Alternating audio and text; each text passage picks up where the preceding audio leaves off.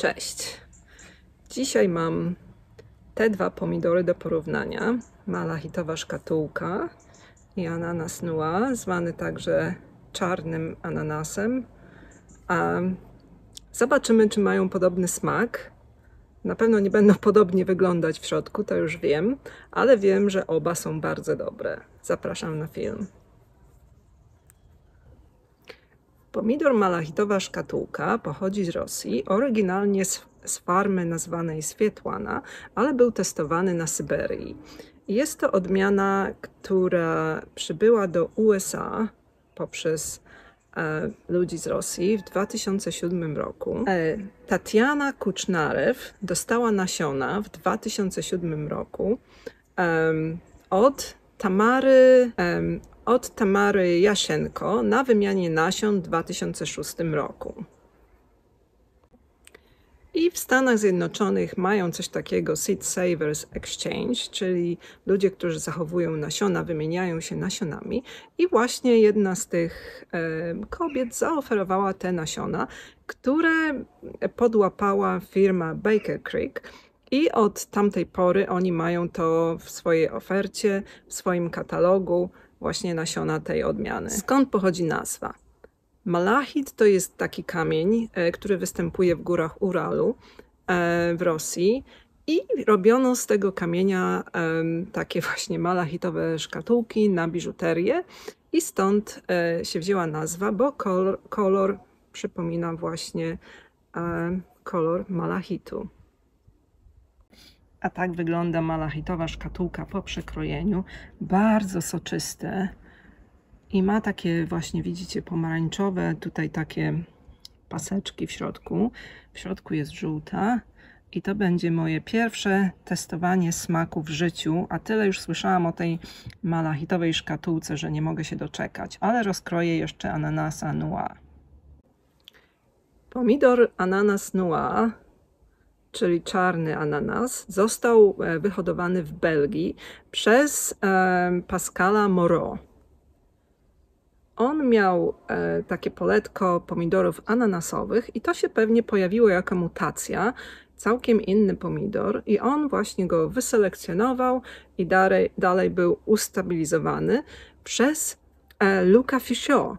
A Luc Fichot, także z Belgii, od niego właśnie pochodzi nazwa pomidora Loufichoise, który jest multiflorą, którego mam w tym roku. Także taka jest historia tego pomidora i to się działo chyba w roku 2003, jak się nie mylę.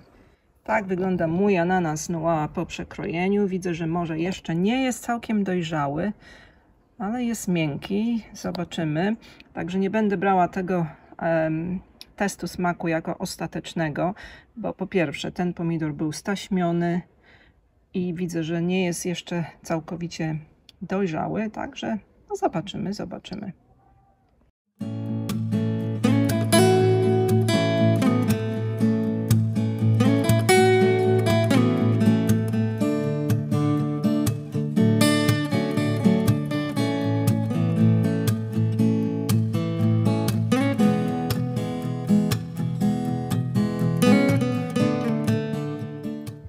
Tym razem wzięłam sobie solniczkę, żeby posolić i mam herbatę, żeby wziąć łyka pomiędzy pomidorami, żeby test był jak najbardziej sprawiedliwy. Ok, ananas noir.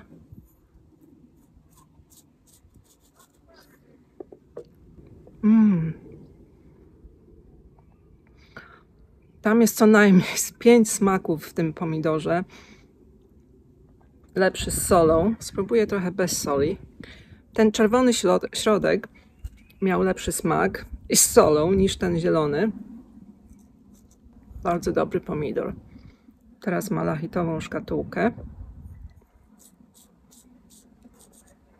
Jednak sól dużo pomaga. Łyka herbaty. To tak, żeby oczyścić podniebienie. Malachitowa szkatułka. Słodka, soczysta, rozpływa się w ustach. Ma troszkę też kwasowości.